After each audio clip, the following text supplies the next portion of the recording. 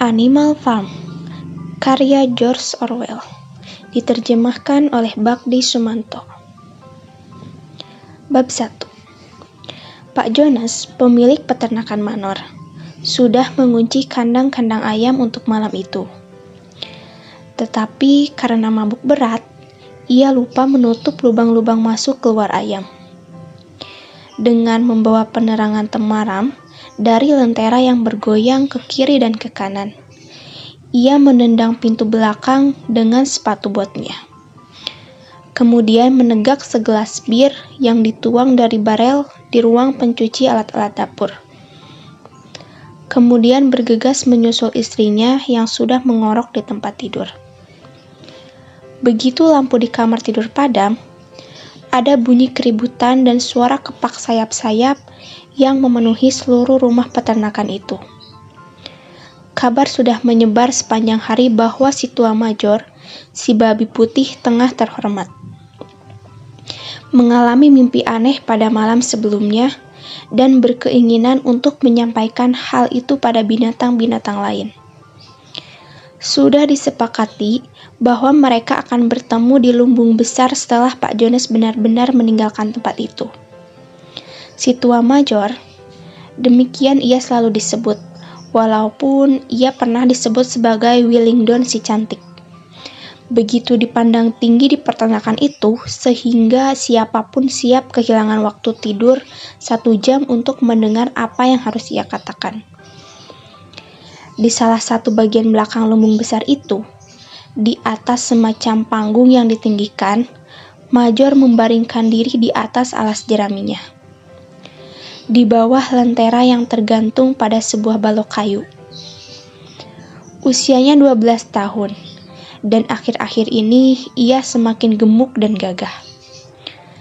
Tetapi tetap tampak seperti babi priai, dengan tampilan bijak, selalu murah senyum, dan siap menolong walaupun kedua taringnya tak pernah dipotong.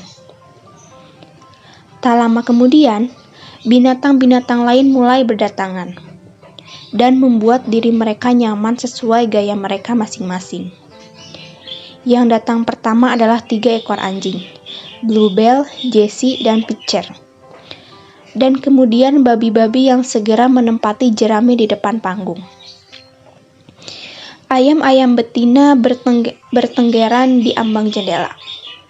Beberapa burung dara berterbangan ke atas kasau. Biri-biri dan sapi menggeletak di belakang babi-babi dan mulai mengunyah rumput. 2 ekor kuda penarik kereta, Boxer dan Clover, masuk bersama-sama. Berjalan sangat perlahan dan menaruh kuku besarnya yang berbulu lebat dengan hati-hati kalau-kalau ada binatang kecil tertutup jerami. Clover adalah kuda betina hampir setengah baya yang kuat dan keibuan, yang tidak pernah bisa mengembalikan bentuk tubuhnya yang semula sejak melahirkan anak keempatnya. Boxer adalah seekor binatang yang begitu besar, tingginya hampir 18 depa, dan sekuat 2 ekor kuda biasa bersama-sama. Ada 1 garis belang putih yang turun dari kepala ke hidungnya dan memberinya penampilan yang sedikit banyak membuatnya terlihat tolol. Pada kenyataannya, ia bukan kuda yang intelijensia peringkat 1. Tetapi di mana-mana ia dihormati karena sifatnya yang teguh dan kekuatan kerjanya yang luar biasa. Sesudah 2 ekor kuda itu, datanglah Muriel, si kambing putih, dan Benjamin, si keledai. Benjamin adalah binatang paling tua di peternakan itu, dan perangainya yang paling buruk. Ia jarang ngomong, dan ketika mulai ngomong selalu sinis. Misalnya, ia bilang bahwa Tuhan memberinya sebuah ekor untuk mengusir lalat. Tetapi tak lama lagi ia tak akan berekor, dan tak ada seekor lalat pun mengganggu. Dialah satu-satunya binatang di peternakan itu yang tidak pernah tertawa. Ketika ditanya mengapa tak tertawa, ia akan menjawab, tidak ada yang pantas ditertawakan. Namun, tanpa terus terang mengakuinya, ia memuja Boxer. Keduanya biasanya menghabiskan waktu mereka bersama di padang rumput kecil pada hari Minggu, di luar kebun buah. merumput berdampingan tanpa bercakap satu patah kata pun. Kedua kuda itu baru saja berbaring ketika anak itik seperindukan yang telah kehilangan ibunya masuk ke lumbung. Sambil menciap lemah dan berputar-putar ke sana kemari mencari tempat aman supaya tidak terinjak-injak. Clover membuat tembok kecil dengan kaki depannya yang kokoh, dan anak-anak itik itu meringkuk di dalamnya dan segera tertidur.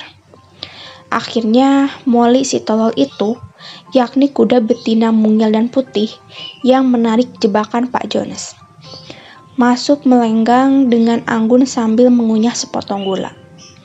Ia mengambil tempat dekat dengan bagian depan dan mulai mempermainkan suaranya. Yang putih dengan harapan menarik perhatian binatang lain pada pita merah yang mengikat surainya. Yang datang terakhir adalah si kucing, yang menatap sekeliling seperti biasanya, mencari tempat yang paling hangat, dan akhirnya meringkuk di antara Boxa dan Clover.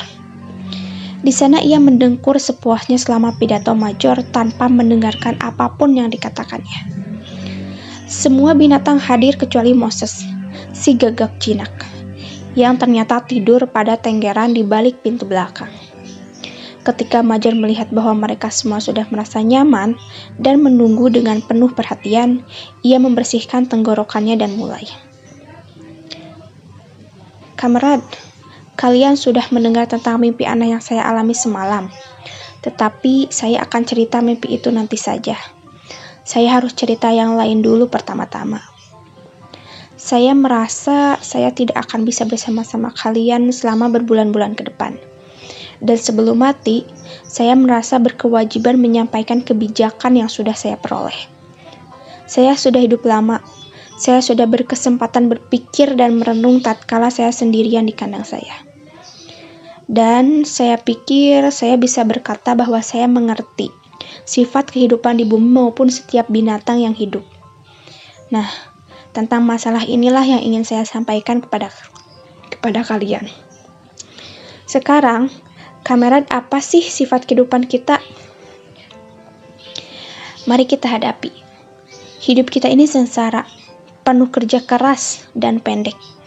Kita lahir, kita diberi begitu banyak makanan, sehingga menjaga napas dalam tubuh kita.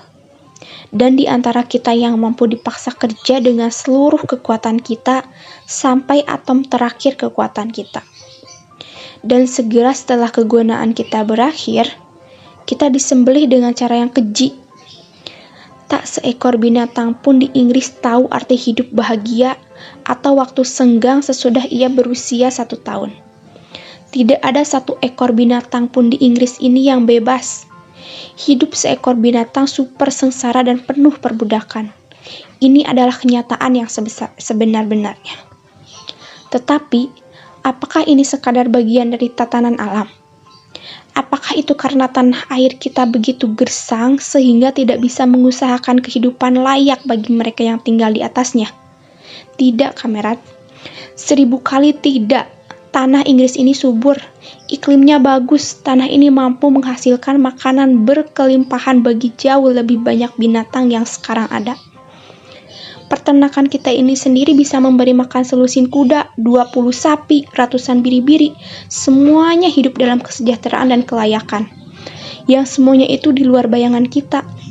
Kalau begitu, kenapa kita terus hidup dalam kondisi sengsara ini? Sebab hampir semua hasil produksi dari kerja kita dirampok oleh bangsa manusia. Itulah kamerad, jawaban masalah kita. Semua itu bisa dirumuskan dalam satu kata, manusia. Manusia adalah musuh kita yang sesungguhnya. Hapuskan manusia dari adegan itu, dan akar sumber persoalan kelaparan dan kerja lembur dihapuskan selama-lamanya. Manusia adalah satu-satunya makhluk yang mengonsumsi tanpa menghasilkan. Ia tidak memberi susu, ia tidak bertelur, ia terlalu lemah menarik bajak, ia tidak bisa lari cepat untuk menangkap terwelu. Namun, ia adalah penguasa atas semua binatang. Manusia menyuruh binatang bekerja, manusia mengembalikan seminimal mungkin hanya untuk menjaga supaya binatang tidak kelaparan. Sisanya untuk manusia sendiri. tenaga kami untuk membajak tanah, kotoran kami untuk menyuburkan tanah, tetapi tak satu pun dari kami memiliki tanah seluas kulit kami. Kamu, wahai sapi, aku lihat sendiri berapa ribu galon susu yang telah kamu berikan selama 1 tahun. Dan apa yang terjadi dengan susu yang seharusnya untuk membesarkan anak-anak sapi itu? Setiap tetes susu telah masuk ke kerongkongan musuh kita. Dan kamu, ayam betina, berapa ratus butir sudah kamu telurkan telurmu? Dan berapa yang pernah ditetaskan menjadi ayam? Sisanya semua dibawa ke pasar untuk menghasilkan uang bagi si Jonas dan orang-orangnya. Dan kamu, Clover, di mana keempat anak kuda yang kamu lahirkan? Siapa yang akan menopang hidupmu dan membahagiakanmu kalau kamu sudah uzur? Masing-masing dijual setelah berumur 1 tahun. Kamu tak akan pernah melihat mereka lagi. Sebagai pengganti keempat kuda yang kamu lahirkan dan semua kerjamu di ladang, apa yang kamu peroleh kecuali ransum dan kandang kuda? Bahkan, hidup sengsara yang sudah kita sandang tidak diperkenankan untuk mencapai rentang hidup alami mereka. Bagi saya sendiri, yang tidak menggerutu karena saya salah satu yang beruntung. Usia saya 12 tahun dan sudah melahirkan anak lebih dari 400. Itu adalah hidup yang lumrah bagi seekor babi. Tetapi, tak satu ekor pun binatang yang bisa melepaskan diri dari pisau bengis pada akhir hidup. Kalian, para babi muda yang duduk di depan saya, masing-masing akan menjerit kehilangan nyawa di atas balok kayu dalam waktu 1 tahun ini. Kita semua akan menemui hal yang menyeramkan itu. Sapi, babi, ayam betina, biri-biri, semuanya. Bahkan, kuda dan anjing tidak bakalan punya nasib yang lebih baik. Kamu, boxer, suatu hari nanti, otot-ototmu yang kuat akan kehilangan daya. Jonas akan menjual kamu kepada pedagang daging binatang tua, yang akan memotong tenggorokanmu lalu merebusmu untuk makanan anjing. Dan bagi anjing itu, ketika mereka tua dan ompong, si Jonas akan mengikat batu bata pada leher anjing itu dan menceburkannya ke dalam kolam terdekat. Tidakkah ini satu penjelasan yang terang benderang, kamerad, bahwa semua kejahatan dalam hidup kita muncul dari tirani manusia? Cukup dengan menyingkirkan manusia dan hasil kerja kita akan menjadi milik kita. Hanya dalam waktu 2 minggu, kita akan menjadi kaya dan bebas. Kalau begitu, apa yang harus kita lakukan? Kenapa kerja siang dan malam, jiwa dan raga untuk menumbalkan kekuasaan ras manusia? Inilah pesan saya pada kalian, kamerad. Pemberontakan, saya tidak tahu kapan pemberontakan itu akan datang. Mungkin dalam waktu 1 minggu atau 1 abad, tetapi saya tahu, saya yakin, seyakin-yakinnya. Seperti saya melihat jerami yang saya injak ini, bahwa cepat atau lambat keadilan akan terjadi. Pusatkan perhatian kalian pada rencana itu, kamerad. Kerahkan sisa-sisa hidupmu yang pendek ini. Dan di atas semuanya, sampaikan pesan ini pada mereka sesudah kamu. Sehingga generasi mendatang akan melaksanakan perjuangan ini sampai mencapai kemenangan. Dan ingat, kamerad, resolusimu tak pernah boleh goyah. Alasan apapun tidak boleh membuat kamu tersesat. Jangan mendengarkan kalau mereka bilang bahwa manusia dan binatang memiliki kepentingan yang sama. Bahwa kesejahteraan yang satu adalah kesejahteraan yang lain. Itu bohong. Manusia tidak pernah melayani siapapun kecuali dirinya sendiri. Dan di antara kita, binatang-binatang, mari rapatkan kesatuan.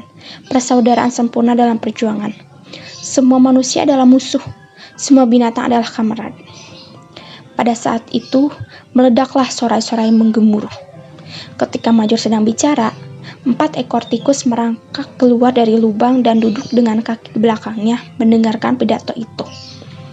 Anjing-anjing tiba-tiba melihat tikus-tikus itu. Dan dengan satu gerakan gesit, tikus-tikus itu masuk kembali ke lubang yang menyelamatkan mereka.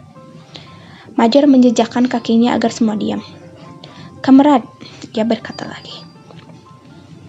Inilah hal yang penting yang harus kita pastikan. Makhluk-makhluk liar seperti tikus dan terulu, mereka ini teman atau musuh kita? Marilah kita ambil suara. Saya bertanya kepada kalian, apakah tikus-tikus itu teman kita? Pengambilan suara dilakukan sekali dan segera disetujui oleh mayoritas binatang bahwa tikus adalah teman. Cuma ada 4 yang tidak setuju. 3 ekor anjing dan seekor kucing, yang kemudian diketahui bahwa mereka memberikan suara untuk kedua pihak. Ya teman, ya musuh. Major melanjutkan pidato. Ada yang ingin saya tambahkan. Saya hanya akan mengulangi, ingatlah tugas kalian untuk tetap memusuhi manusia dengan segala akal-akalannya. Apapun yang berjalan dengan 2 kaki tetaplah musuh. Apapun yang berjalan dengan 4 kaki atau bersayap adalah teman. Dan ingatlah juga bahwa di dalam perlawanan terhadap manusia, kita tak boleh lalu ikutan menyerupai mereka. Bahkan jika kalian berhasil mengalahkannya, jangan ditiru kejahatannya. Tidak seekor binatang pun pernah tinggal di dalam rumah, atau tidur di tempat tidur, mengenakan pakaian, menegakkan alkohol, merokok, menyentuh uang, atau terlibat dalam perdagangan. Semua kebiasaan manusia itu jahat, dan di atas semuanya, binatang tidak boleh menindas sesama binatang. Lemah atau kuat, pintar atau biasa-biasa saja semuanya saudara. Tak seekor binatang pun boleh membunuh binatang lain. Semua binatang setara. Dan sekarang, kamerad, saya akan bercerita pada kalian tentang mimpi saya semalam.